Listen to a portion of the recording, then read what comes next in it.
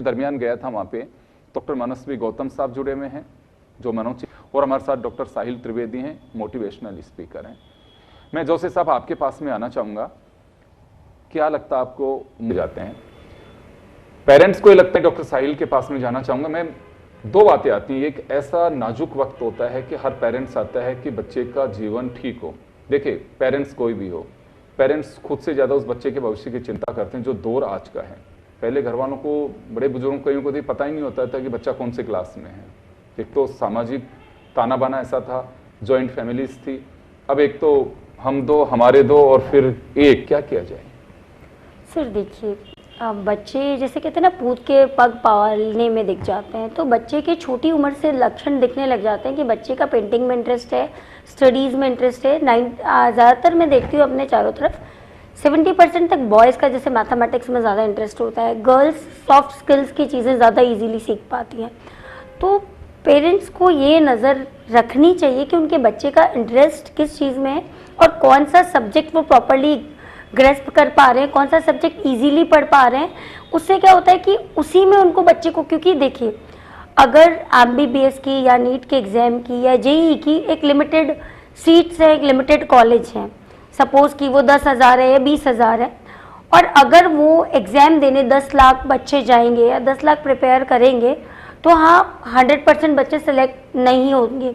आजकल एक चीज़ चली है कि सेकेंड ऑप्शन या second what we can do, तो वो माइंड में बच्चों को भी मेकअप रखना चाहिए, पेरेंट्स को भी।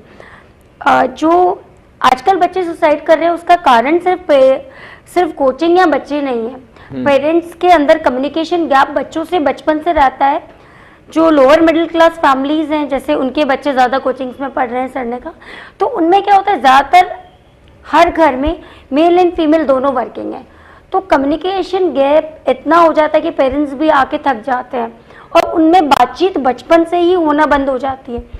Always I tell the parents कि take a meal with your child in a day if it is possible हो तो मंथ में एक टूर या पिकनिक करने की कोशिश करें, नहीं तो साल में 2 टूर तो करने की कोशिश ही करें, और वहाँ बच्चों से खुल के बात करें, अपनी बचपन की बातें बच्चों से शेयर करें कि मैं ये सब्जेक्ट परस्यू करना चाहता था। लाइक मैं अपना एग्जांपल दूं तो when I have opted psychology in my starting, everyone was like it is not a good subject, but I was rigid on my decision. So बच्चों की बात खुल के सुने, और वो जिस सब्जेक्ट को पसंद करते हैं या जिस काम को पसंद करते हैं उसमें तालीम लेंगे तो अपने जीवन को ज़्यादा खूबसूरत बना पाएंगे।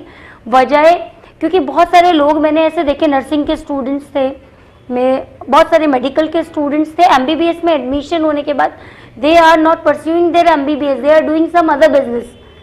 तो जिस काम में इंटरेस्ट होता है वो ज़्यादा अच्छे से लाइफ को सुंदर बनाता है, स्ट्रेस फ्री बनाता है और हैप्पी बनाता है। बिल्कुल आप सही कह रही हैं। मैंने पहले भी कहा ये कि थोपा नहीं जाना चाहिए, और मैंने आपसे ये भी पूछा क्योंकि एक ऐसा मोड होता है कि पेरेंट्स को लगता है कि बच्चा अभी बच्चा ही है, ये कैसे तय कर पाएगा, तो एक समय भी ऐसा होता है पेरेंट्स भी दखल। जी साहिल मैम, आपके पास में आना चाहूँगा। एक चीज़ मैं जानना चाहूँगा कि लगातार कोचिंग स्टूडेंट इतना आते हैं, तो कहीं वास्तव में आपको लगता है कि इस पर भी गौर करने की आवश्यकता है? कई बच्चे डमी एडमिशन लेकर के इतने कोचिंग में बैठे रहते हैं, तो ये हमारा एक नया सिस्टम जो डेवलप हुआ है उस पर भी ध्यान देने की आवश्यकता है, या बिल्कुल आंख मूंद के बैठ जाना चाहिए? सर इस पे गवर्नमेंट को बहुत ज़्यादा ध्यान देने की ज़रूरत है, और इसके लिए स्पेशल टीम होनी चाहिए, ऑफिसर्स होने चाहिए, क्योंकि ज़्यादातर स्कूल्स में देखिए बच्चे क्लासेस अटेंड नहीं कर रहे हैं और they are going to coaching institutes. बच्चे का नाम चल रहा है जैसे कि सपोज़ भरतपुर में, और बच्चा कोटा में पढ़ रहा है और साल भर उसकी अटेंडेंस जा रही है। अब बच्चा कुछ भी कर लेता है, क्राइम होता है उस दिन, कुछ भी होता है, उसकी प्रेजेंट लगती है, कौन चेक कर रहा है, कौन जिम्मेदार है? तो सारा सिस्टम एक्चुअली जितने भी प्राइवेट इंस्टीट्यूट्स हैं उनको गवर्नमेंट को कंट्रोल करना चाहिए। लिमिटेड सीट सिस्टम अलॉट होना चाहिए कि आप इससे ज़्यादा स्टूडेंट्स एक साल में एडमिशन नहीं दे पाएंगे।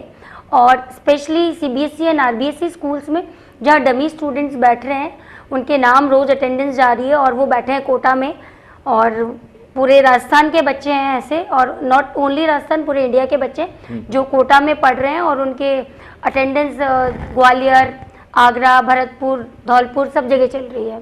कहीं भी, मतलब बीकानेर में चल रही है, कोटा में पढ़ रहे हैं, तो बिल्कुल। इसका जो प्राइवेट जितने भी इंस्टीट्यूट्स हैं, इनको गवर्नमेंट को कंट्रोल करना चाहिए, इन पे कंट्रोल होना चाहिए, एक आई होनी चाहिए, नज़र रखनी चाहिए कि ये सब क्या हो रहा है, ऑल द बिल्कुल। Schools and all the coachings also. बिल्कुल आप सही कह रहे हैं। और देखिए ये बात सही चीज है, बच्चों को पढ़ाइए, वहाँ पे अच्छे टीचर्स होते हैं उनके पास में भी। ये जो एक जीवन की आपाधापी में हम लोग ढलते जा रहे हैं कि बिना एक स्टेटस सिंबल बना लिया, बेहतर होगा कि 600 या 500 400 की भीड़ में अगर आप बच्चे को लेके जा रहे हैं और वहाँ टीचर्स ध्यान, उनके पास फुर्सत ही नहीं है, तो आप कैसे करेंगे? वो बच्चा अगर वहाँ जाके कुछ कर रहा है तो खुद भी कर सकता है। खैर मैं किसी के खिलाफ नहीं लूँ, लेकिन हमें गौर करने की जरूरत है कि वास्तव में आपके सपने जो आप देख रहे हो, आपका बच्चा जब रहेगा तभी तो सपने साकार हो पाएंगे। पहले आप उसकी सेहत, आप उसके जीवन की परवाह करिए, उसके बाद उसके भविष्य की परवाह करिए। आप सभी का बहुत बहुत शुक्रिया। बड़ी खबर में इतना ही, दीजिए इजाजत, नमस्कार।